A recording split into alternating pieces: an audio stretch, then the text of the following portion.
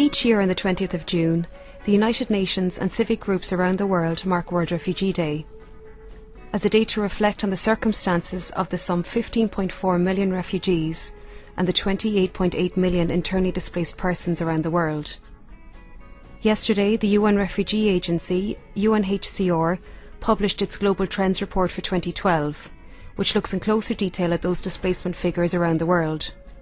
It shows that there is a new refugee or internally displaced person every 4.1 seconds. So in other words, since I've begun talking to you, another 21 people in the world have become refugees or internally displaced. More people were forced to flee last year than in any year in the last 18 years, the UNHCR report has found. War remains the dominant cause. 55% of all refugees listed in UNHCR's report come from just 5 war-affected countries: Afghanistan, Somalia, Iraq, Syria and Sudan. Children make up 46% of refugees.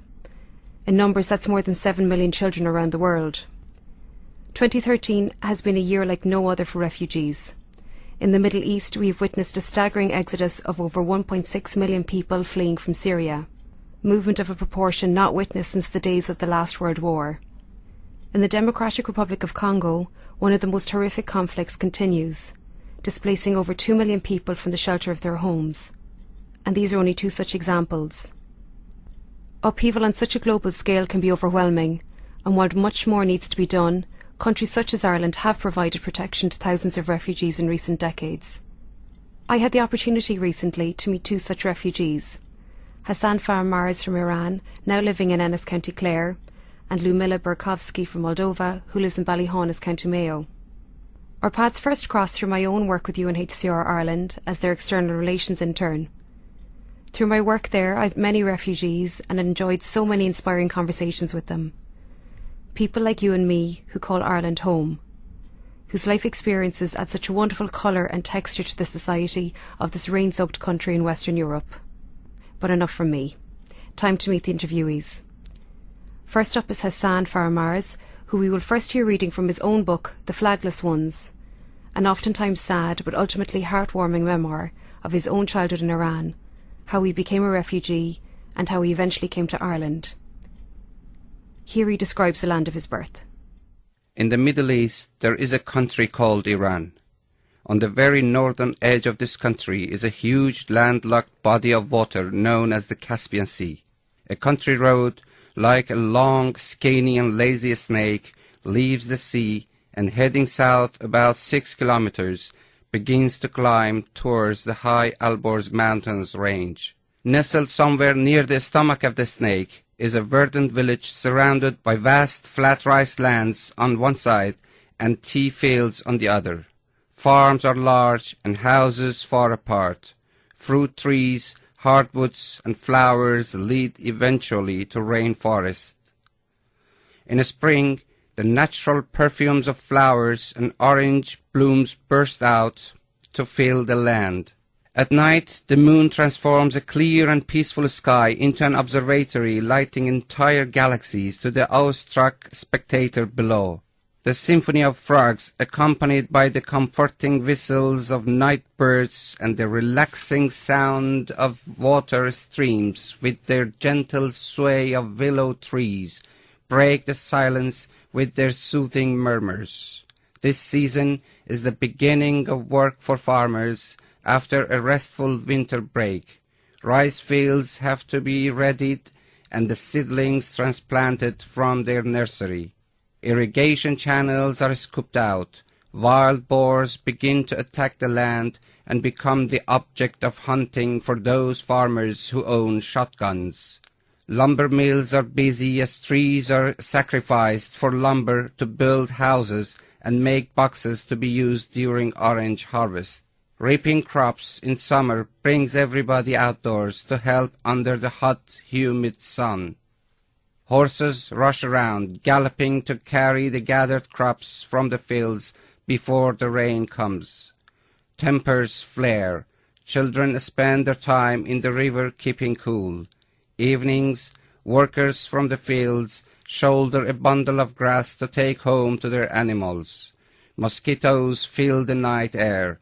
Once the crops are in, Large groups of young boys use the empty rice fields to play soccer, and people gather at night to wrestle to loud music with crowds of fans cheering them on.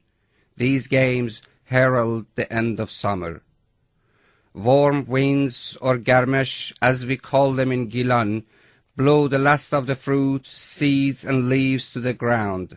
Hundreds of children, both boys and girls, head out to school, books in hand. Men have time to crowd into tea houses to chat and smoke. Women visit with each other over the fence, catching up on the news, or gathering together to make pomegranate and quince preserves, as well as tomato paste.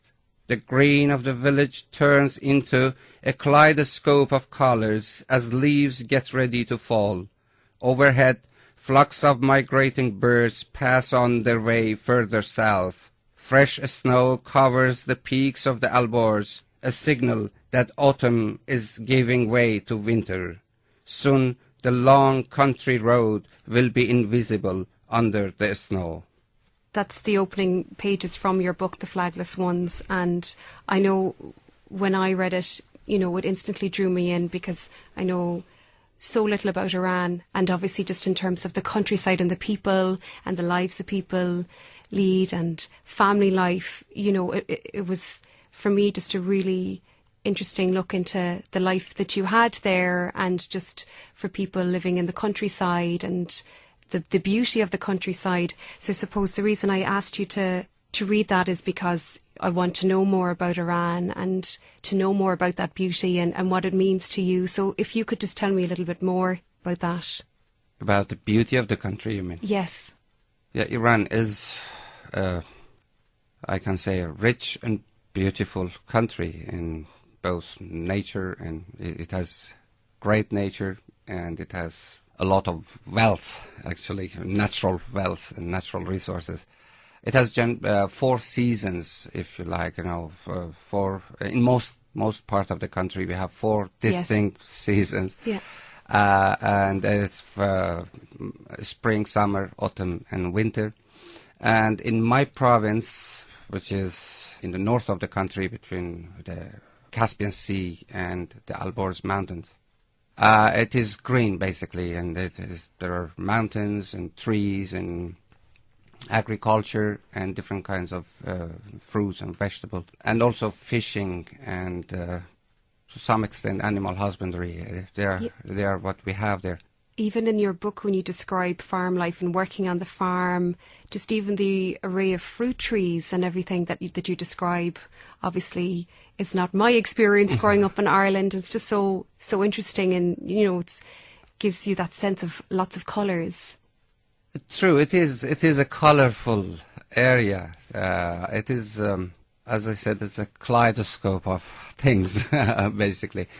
But the point is that the problem maybe is that we never got the chance to enjoy that beauty as it was there. Always tension, always troubles, always looking for a better life, which was absent there. So now that I left Iran, and after these many years I look back, and having been to India and China and now in Ireland, of course all of them have their own beauties, but still now that I look back at my country, I said, well, I had a brilliant place. It was basically a kind of paradise. It had all sorts of beauty and beautiful scenes and places, and also sociable people, and it's as far as nature is concerned, I cannot complain about my country.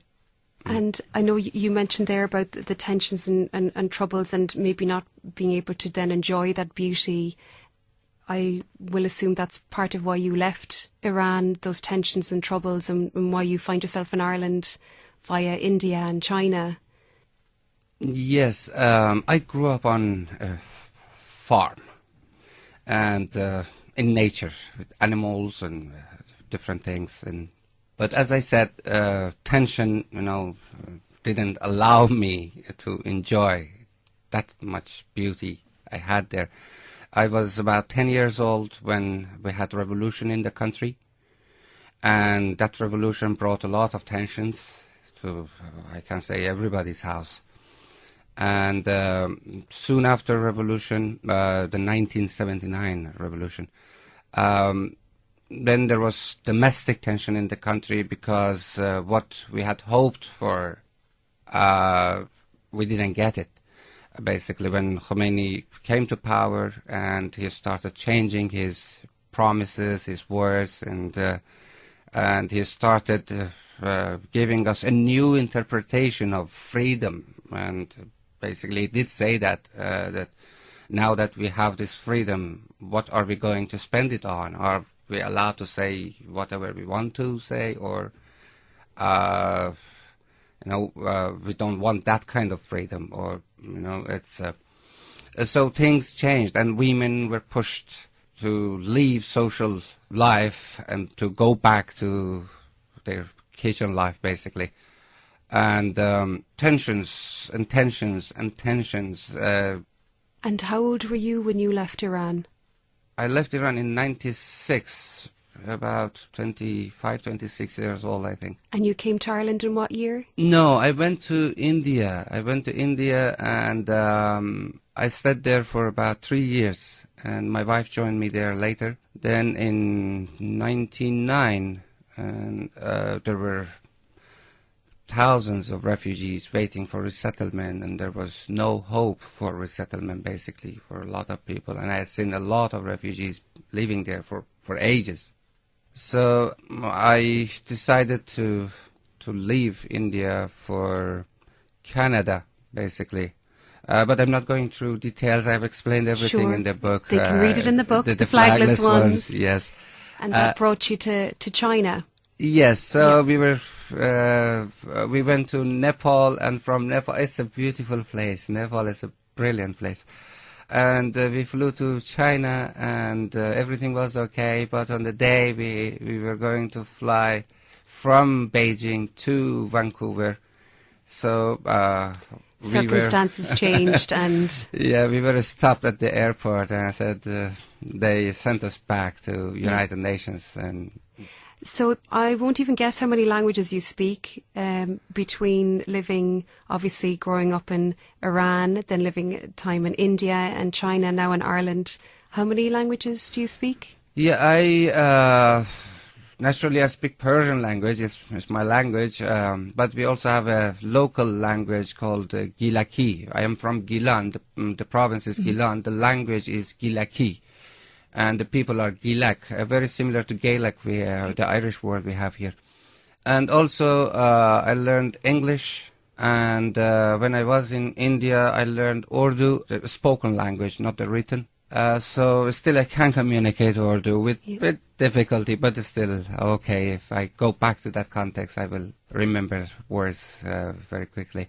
And then in China, I lived there for about 9 years. So I can speak, again, spoken Chinese. I cannot read or write Chinese, but I can speak daily language, not technical language. Well, that's a great accomplishment in itself. Thanks. And can I ask, at home, because you're living in Clare now, so what would you speak at home with your family? Well, it's a multilingual place, our home. I speak with my wife in our local language, Gilaki, most of the time. But with my children, we speak a combination of Chinese and Persian and English, of course. So they are exposed to Persian and Chinese and English. But now they are shifting from Chinese, which was their first language initially, to English now. So English and Chinese, I can say, are the most common language in the house. In the house. Plus Persian. Not even in the world. We're just talking about one house in County Clare. That is really impressive for one family. And how many are you? We are 5. My wife and I have 3 children, and 2 boys and 1 girl. Wow. And Hassan, can I ask, when your wife joined you in India, obviously that meant for both of you, you were leaving families in Iran. So obviously that's a difficult decision to make. And obviously with this year, the focus for World Refugee Day is on families and family reunification, and how important all of our families are to us. So I can't imagine in that time how difficult that was in India and China, now in Ireland, maybe. Circumstances create different, characters, I can say. I'm, as I said, I was 10 years old when we had revolution. And soon after that, there was tension, and due to those tensions, 4 of my brothers basically disappeared permanently from home, right? So I got used to living alone on my own, and doesn't mean that I don't have respect for my family, but I am kind of used to living alone for ages since that age. But it's not easy to be honest. It's not easy because the family is basically the main headquarters, if you like, you have. And if you build up your family and you leave for somewhere else, and then the connections can break, it's a very risky thing.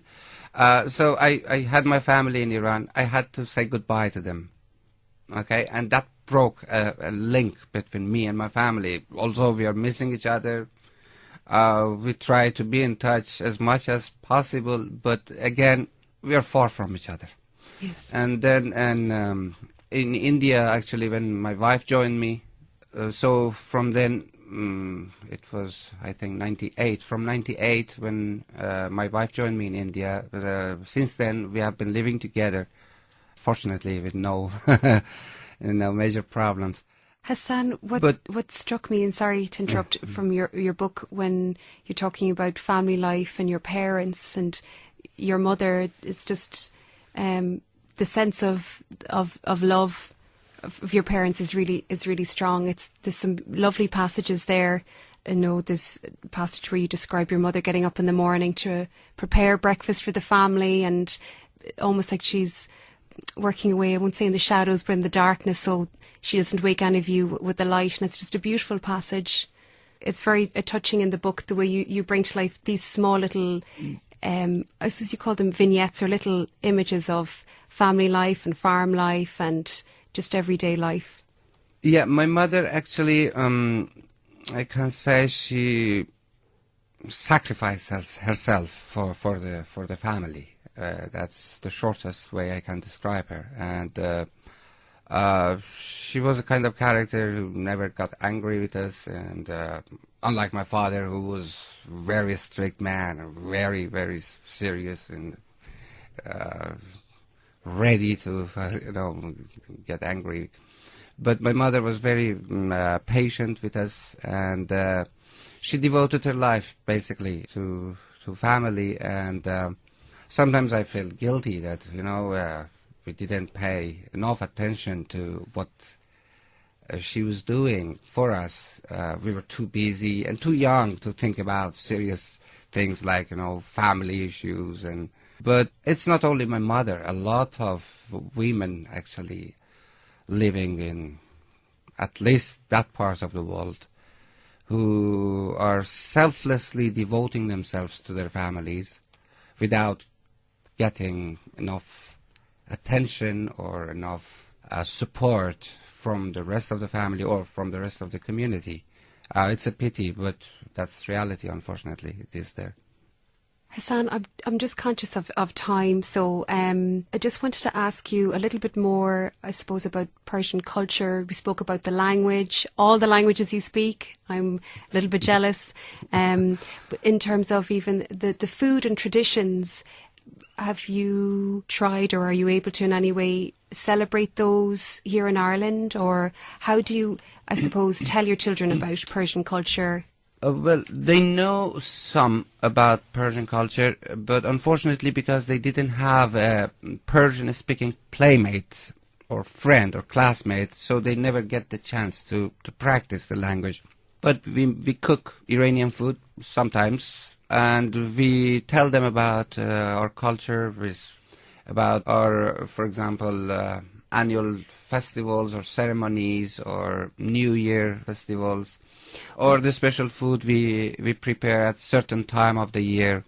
For example, what do you do at New Year? At New Year, which is called Nowruz, or New Day, we grow some kind of vegetables and green vegetables, and also we cook some homemade cookies. Unfortunately, we couldn't make it here. We don't have that material. But some local cookies, local food. Do you go to the neighbours, or is it a community celebration, or? And if we are in Iran, we go visit relatives during the New Year holiday. They come visit us, we go visit them, and we share food, we share experiences. But here, unfortunately, we don't have any Iranian near us, so we don't have that part of community-based ceremony. But still, we try to keep it alive as much as possible. Both Iranian major events and also the Chinese major events.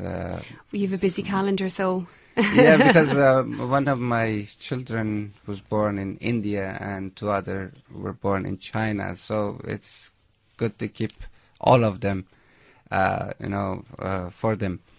The image they have of Iran is the stories we were just talking about in the book. They have a farm life, having pony and ducklings, chickens, horses, and they want to they are dying actually. They really want to go there and to see that one.